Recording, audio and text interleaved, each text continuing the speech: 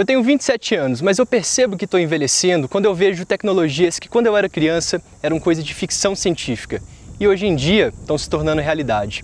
Eu estou falando de coisas como a fusão nuclear, a volta do homem à lua, os carros autônomos e os carros a hidrogênio, que no caso incluem esse aqui, o Toyota Mirai. Ele é o primeiro carro a hidrogênio de série no mundo e a gente tem 2 dele aqui no Brasil. Motivo para isso tem, e eu vou te contar por que nosso país pode ser talvez o lugar ideal para uma ideia como essa. Vem comigo.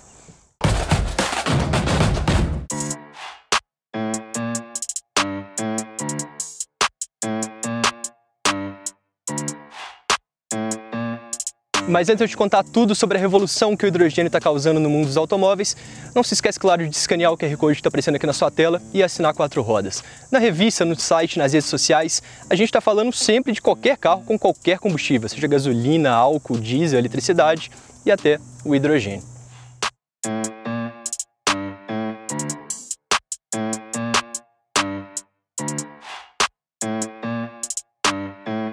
Se você cruzasse com esse carro na rua, talvez nem percebesse a revolução que ele representa.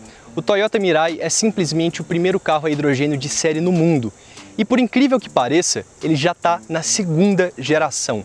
Desde 2014 foram mais de 20 mil unidades vendidas, em locais como o Japão, a Califórnia e alguns países da Europa.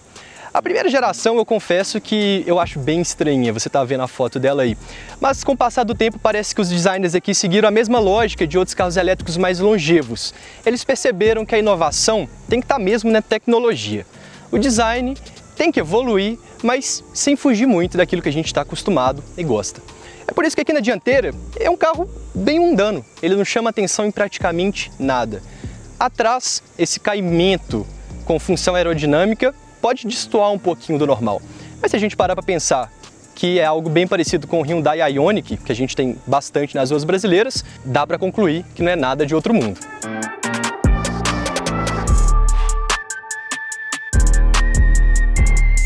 Sendo assim, o que importa de verdade é o que está debaixo do capô. Mais precisamente, debaixo dessa placa plástica que esconde a célula a combustível, a usina de força desse carro.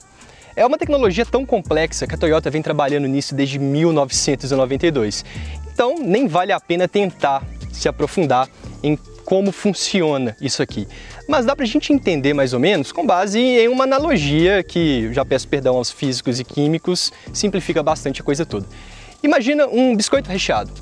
Cada bolacha desse biscoito é o eletrodo. Em um eletrodo vai o hidrogênio, gás hidrogênio, que vem dos tanques. No outro vai o gás oxigênio, que entra aqui na grade frontal, ou seja, essa grade é funcional, passa por um filtro que remove impurezas, pequenos detritos e por um filtro ativo que separa o oxigênio efetivamente de outros gases atmosféricos, como o nitrogênio. Quando a gente tem o hidrogênio num eletrodo, o oxigênio no outro, o recheio é o eletrólito e através dele ocorre uma reação química que gera corrente. Vamos deixar simplificado desse jeito. Então, ao todo, essa reação química bem complexa gera 3 coisas.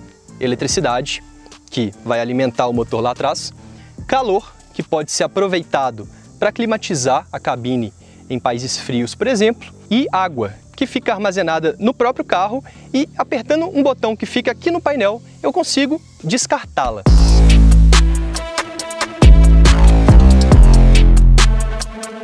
Esqueça gases estufa, particulados que fazem mal à saúde ou que deixam aquela névoa nas cidades grandes.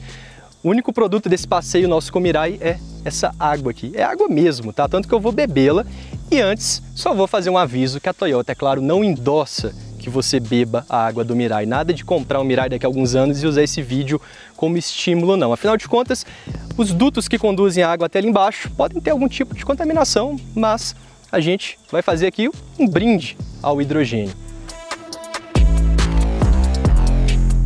Água boa, tá?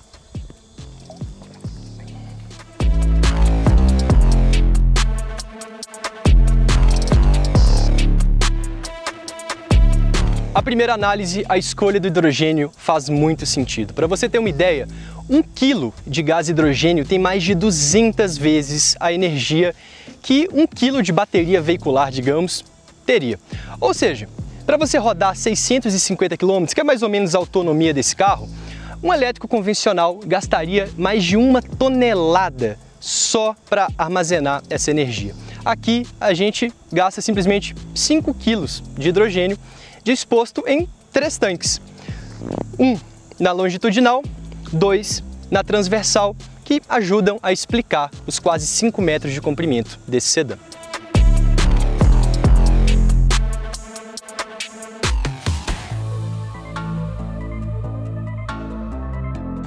Em todos os lugares que o Mirai é vendido, há postos de hidrogênio. E para você abastecer, na verdade, é bem parecido com o que a gente sempre faz num posto de gasolina. Você basicamente conecta a mangueira a esse bocal, só que ao invés de inserir líquido, você vai inserir gás a uma pressão altíssima. Esses tanques podem ter mais de 3 vezes a pressão de um cilindro de GNV, por exemplo. Mas não precisa ficar com medo disso aqui explodir não, porque são 3 camadas de proteção em volta dos cilindros, incluindo um enrolamento em fibra de carbono bem tensionado, que é uma tecnologia que veio dos foguetes espaciais. Além disso, em caso de batidas, a estrutura do carro é pensada para desviar o impacto dos tanques em si. A cabine tem um isolamento para que o hidrogênio não penetre e cause algum tipo de dano. E em casos emergenciais, até um mecanismo que expele esse gás imediatamente para evitar uma explosão. Afinal de contas, desde a época do Hindenburg, a gente sabe que brincar com hidrogênio não é para qualquer um não, né?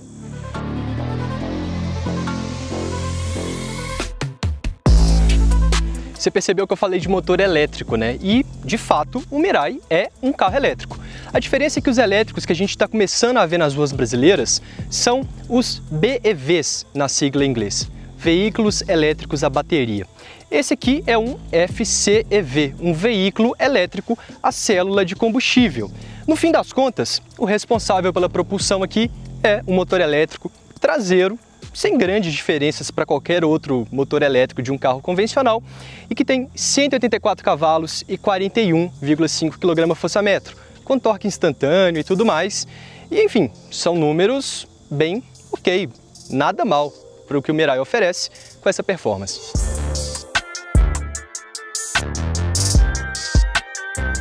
A produção de praticamente todo hidrogênio combustível no mundo hoje ocorre de 2 maneiras: eletrólise ou reforma a vapor.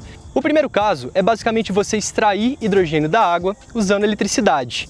E se essa eletricidade vem de fontes renováveis como o vento ou o sol, você tem aí o hidrogênio verde. Você conhece algum país com bastante vento, bastante sol? Eu acho que eu estou num dele, né?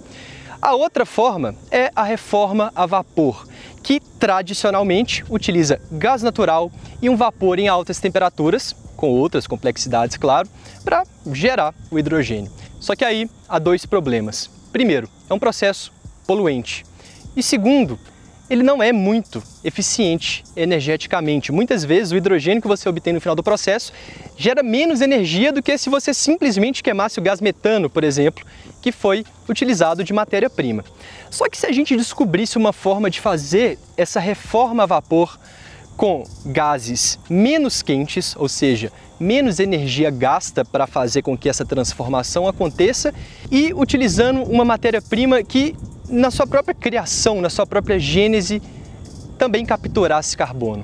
Bom, é isso que está acontecendo aqui no Brasil, a reforma a vapor com etanol. Um dos motivos para o Mirai estar aqui no Brasil, entre outros, é porque a poucos quilômetros da fábrica da Toyota aqui em Sorocaba que a gente está sendo construído o primeiro posto de abastecimento com hidrogênio do Brasil, mais especificamente no campus do Butantã, da Universidade de São Paulo.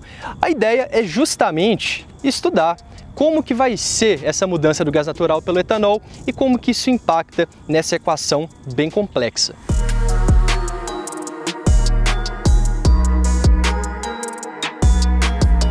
Nos Estados Unidos, o Mirai é vendido somente na Califórnia.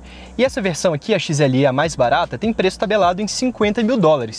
Mas, na verdade, ela custa bem menos, porque a gente tem que levar em conta as isenções tanto do estado da Califórnia quanto do governo federal dos Estados Unidos.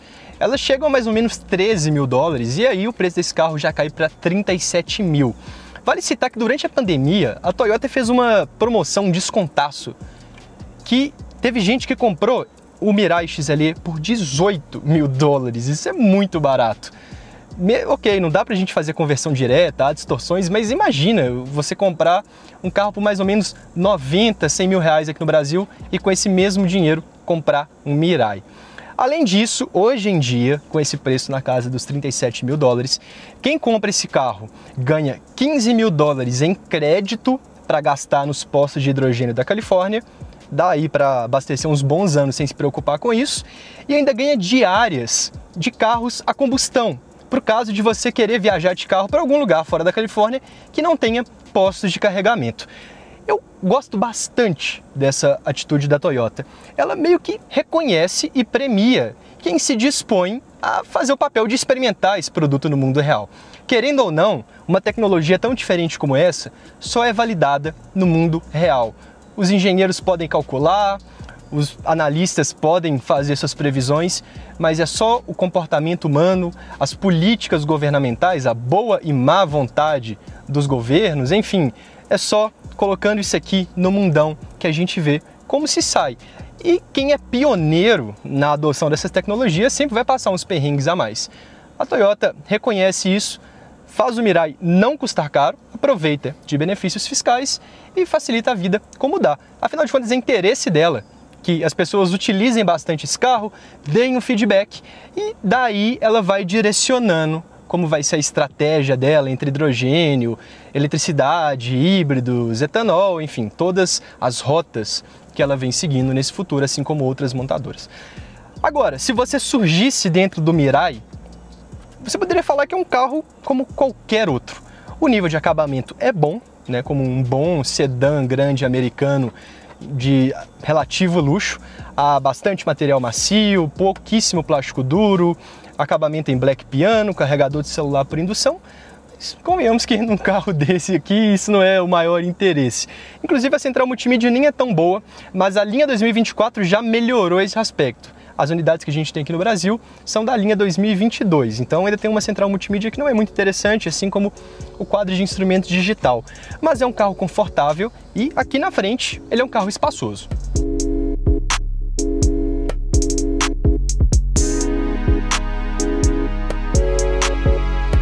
Aqui atrás a história já é bem diferente.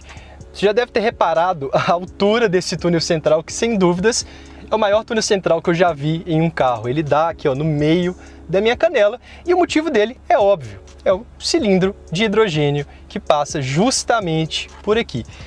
Ossos do ofício, né?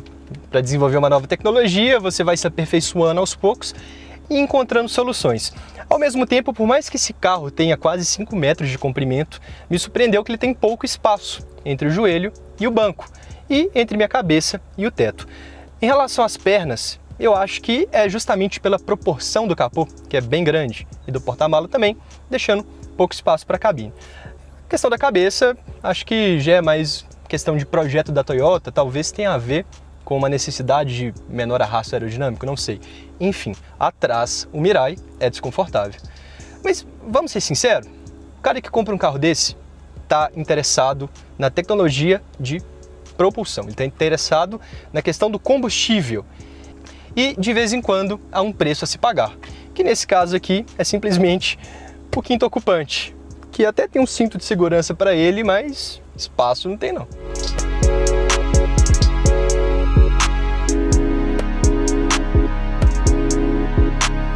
Finalmente chegou a hora de dirigir o carro a hidrogênio. Se você está esperando algo de outro mundo, eu vou te decepcionar bastante, porque não muda quase nada. Na verdade, em relação a um carro elétrico, não muda nada. Afinal de contas, quem está tracionando esse sedã é o motor elétrico traseiro. Não há diferença nenhuma em termos de dirigibilidade para qualquer outro carro elétrico. O torque, ele é entregue instantaneamente, a gente não tem barulho, né? E mesmo em relação a um sedã convencional também não muda muita coisa.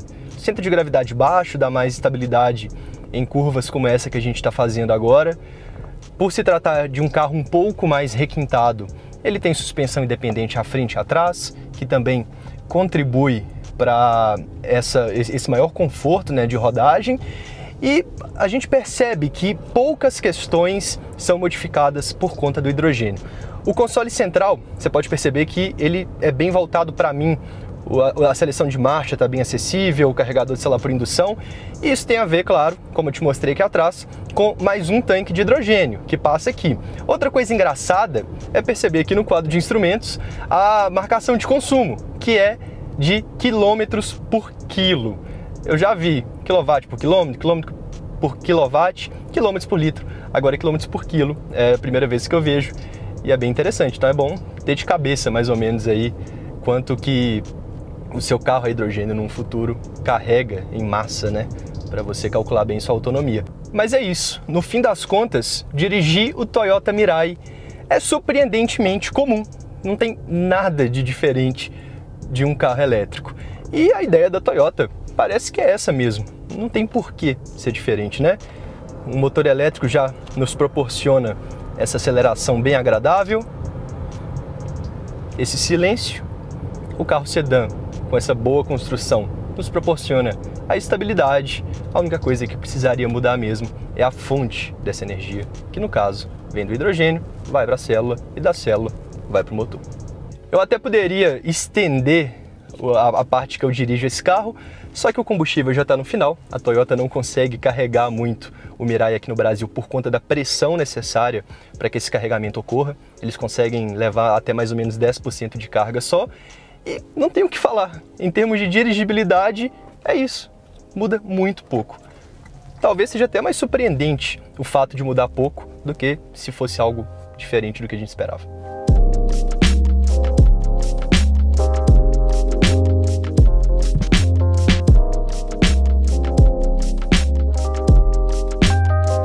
Então, diante de todas essas maravilhas que eu te contei, dá para cravar, o carro elétrico morreu, agora é o carro a hidrogênio. Não, calma lá, muita calma lá. Imagina a energia que chega ao Mirai e movimenta esse carro. Ela começou lá atrás como energia elétrica. Essa energia elétrica foi gasta ou na eletrólise ou talvez em algum outro método de produção do hidrogênio. Ela foi gasta para você comprimir ou resfriar esse gás para posterior transporte. Ela também é gasta na própria célula de combustível, que tem mais de 10%, talvez até 20% de perda energética, a depender do modelo e da aplicação. E por fim, ela vai movimentar o carro com uma eficiência que, em geral, varia de 25% a 35%. Ou seja, 100 kWh lá atrás virariam 25, 35 kWh aqui. Agora imagina a energia que sai lá da hidrelétrica e vai direto para um carro elétrico. É basicamente jogar essa eletricidade no sistema e conectar o carro à tomada. As perdas são muito menores. Pegando um exemplo cada vez mais comum no Brasil, imagina um cara que tem placas solares em casa e utiliza essa energia para carregar seu carro. Em alguns cenários, a eficiência pode ser de 90%. O carro elétrico, em geral, é muito mais eficiente. Um veículo elétrico, em geral, é muito mais eficiente que um veículo a hidrogênio. Então, inverte tudo. O carro a hidrogênio morreu, agora é o carro elétrico. Calma lá. Imagina uma carreta elétrica. Imagina que essa carreta precisa ter as mesmas capacidades que um caminhão a diesel que você vê na estrada. Para imaginar o tamanho da bateria desse caminhão. Para imaginar o peso da bateria desse caminhão e quanto peso de carga útil seria perdido simplesmente pelas próprias baterias. E pior de tudo, para imaginar quanto tempo você levaria para carregar essas baterias. Em muitos casos, algumas operações de frete seriam inviáveis. E como a gente sabe, o diesel, em algum momento ao longo das próximas décadas, terá que acabar. A Toyota, como outras montadoras, entende algo que eu concordo. Não existe só um caminho. No planeta Terra inteiro há diversos cenários, diversas necessidades e não dá para cravar se o futuro é elétrico, se o futuro é a hidrogênio, se o futuro é a gasolina sintética. Dá para cravar que o futuro é sem emissão de carbono. E a gente tem que usar todas as armas disponíveis, incluindo essa aqui. No fim das contas, a gente está vivendo uma revolução tecnológica. Não só no setor de energia, de transportes, enfim, a relação do ser humano com todo o planeta está mudando bastante. E é claro que os carros têm um papel crucial em tudo isso. Se você é otimista como eu e está bastante animado com o que essa revolução tecnológica vem promovendo, não se esquece de acompanhar Quatro Rodas. A gente vai te contar tudo disso, porque aqui a gente faz jornalismo. Valeu!